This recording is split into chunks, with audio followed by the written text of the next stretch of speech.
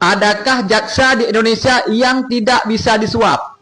Apalagi dalam kasus 2 ton sabu. Ini anak kecil dituntut hukuman mati. Ini kan nggak masuk logika. Apa yang terjadi dengan jaksa-jaksa di Indonesia? Apakah tidak cukup gaji? Karena Pak Prabowo sudah menaikkan gaji para hakim, jaksa belum.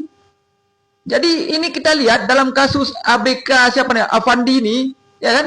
Kasihan juga dia. Mungkin dia tidak punya uang untuk menyogok jaksa, sehingga dialah bosnya, ya kan? Kan dia seperti bos ini, tuntutan hukuman mati. Padahal baru 3 hari bekerja, nggak masuk logika. Wajar Bang Hotman Paris turun tangan. Jadi DPR ini kadang-kadang bagus juga DPR. Benar-benar wakil rakyat, ya kan? Kita kan mau membubarkan DPR. Tapi ada fungsi juga nih DPR. DPR curiga kalau jaksa bermain di dalam 2 ton sabu ini. Bagaimana menurut teman-teman? Apakah jaksa penuntut umum ini penegak hukum? Enggak, jaksa ini bukan penegak hukum. Tapi yang meringankan atau memberatkan hukuman. Jika pelicinnya bagus, maka tuntutannya kecil. Coba, ini bukan menghina lembaga loh. Ini fakta yang terjadi. Berbeda dengan pengacara. Pengacara memang dibayar. Kalau jaksa siapa yang bayar? Sudah cukupkah gaji jaksa di Indonesia? Hah? Nggak cukup kan? Makanya mereka bermain. Ini yang kasihan anak-anak nih. Kita dengar kadang-kadang kan pencuri dihukum 5 tahun. Koruptor dihukum 1,5 tahun. Kenapa? Karena koruptor itu punya uang untuk memberi supaya tuntutannya kecil. Ini jangan marah jaksa. Jadi kalau ada keluarga yang jaksa, tolonglah, sadarlah. Apalagi ada orang tua yang ingin menjadikan anaknya jaksa, berhentilah. Jadi jaksa itu bahaya itu. Gajinya nggak cukup. Bagus jadi hakim. Gajinya sudah naik. Jadi hakim saja, ya kan, yang gajinya sudah berlipat, mau juga disuap. Betul nggak? Silakan berkomentar teman-teman. Saya tegaskan kepada hakim dan jaksa yang memegang kasus Fendi Ramadan. ABK kapal yang baru 3 hari bekerja dijatuhkan hukuman mati. Dan saya himbaukan kepada seluruh pemegang hukum yang ada di Indonesia. Tolong wahai penegak hukum, jangan sewena-wena Anda mendalimi masyarakat. Jangan sewena-wena Anda memberi keputusan kepada masyarakat. Itu Fendi Ramadan tak bersalah wahai penegak hukum. Tolong kasih informasi kepada hakim dan jaksa yang benar.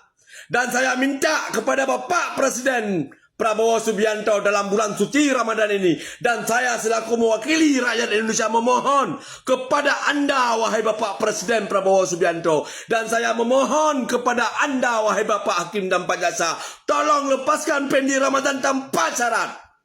Dan saya meminta kepada Allah Subhanahu wa Ta'ala, semoga doa kami rakyat Indonesia mengabulkan oleh Allah Subhanahu wa Ta'ala, supaya Fendi Ramadan dibebaskan oleh hakim.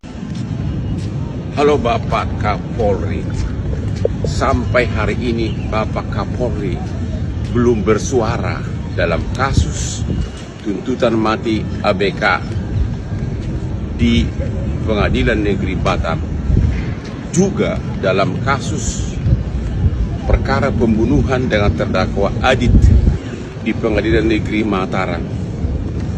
Pak, ini sudah hampir seluruh penduduk Indonesia yang 280 juta membahas dan memberikan perhatian terhadap kasus ini. Bapak sudah dipercaya oleh rakyat. Bapak sudah dipercaya oleh Bapak Prabowo. Ayo dong Pak, bersuara dong. Ya. Hanya ada satu kunci masing-masing untuk kebebasan 2 terdakwa tersebut. 1. Dalam kasus ABK, dalam persidangan semua saksi menyatakan bahwa Fandi bolak-balik bertanya apa isi kardus yang dimuat dari kapal nelayan ke kapal di tengah laut. Saksi pelaku yang lain juga menyatakan hal yang sama. dalam kasus Adit, visum dari visum 20 luka, berarti Adit adalah korban, bukan sebagai pelaku. Bapak Kapolri, ini video akan saya kirimkan langsung ke Bapak Prabowo Subianto yang adalah klien Hotman 25 tahun dan seluruh eselon 1 jajaran istana yang saya ada direct kontak. Salam Hotman Paris. Nah loh, jaksa bakal dipanggil oleh DPR. Mantap Pak Habibur Rahman. Gak pernah sebangga ini gue punya wakil rakyat ya. Inilah fungsinya DPR nih. Keren banget nih.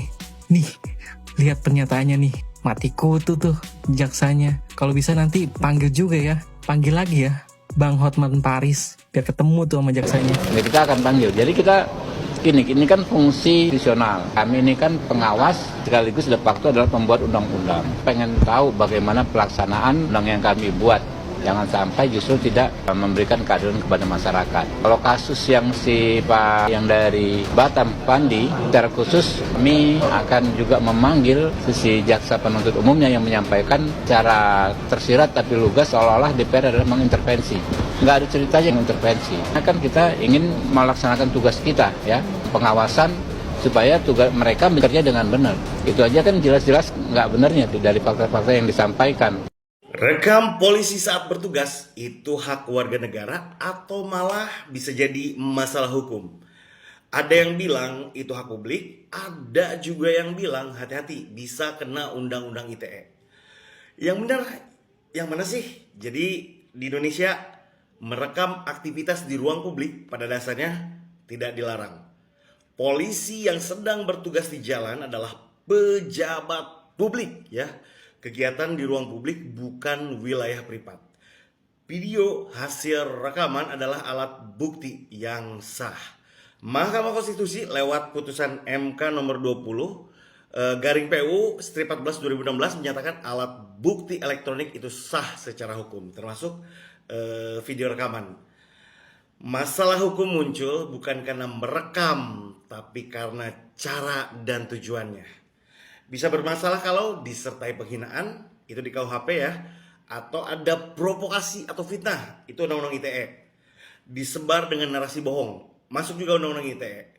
Ini mengganggu tugas aparat secara aktif. Dasar hukumnya, Undang-Undang nomor 11 tahun 2008, Junto Undang-Undang nomor 19 tahun 2016, Undang-Undang ITE, KUHP tentang penghinaan dan perbuatan tidak menyenangkan.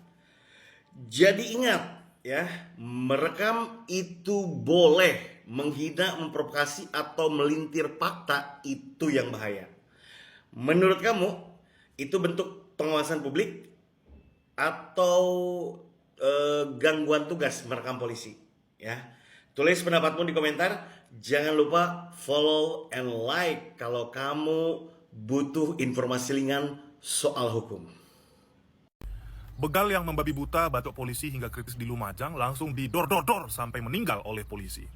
Polisi terlalu berlebihan dalam membela diri atau membela temannya yang dibegal. Seharusnya polisi tak perlu memakai pistol, jadi tak perlu ada nyawa yang melayang. Toh begal juga manusia yang tak luput dari dosa, punya keluarga yang harus dinafkahi. Harusnya ditangkap saja Pak, bukan dibunuh. Dan kepada kuasa hukum begal tolong diselidiki apakah ini termasuk kasus pembunuhan berencana. Karena Pak polisinya sudah menyiapkan senpi sejak awal. Dia bisa melumpuhkan begalnya, tapi kenapa dia malah memilih untuk menewaskannya?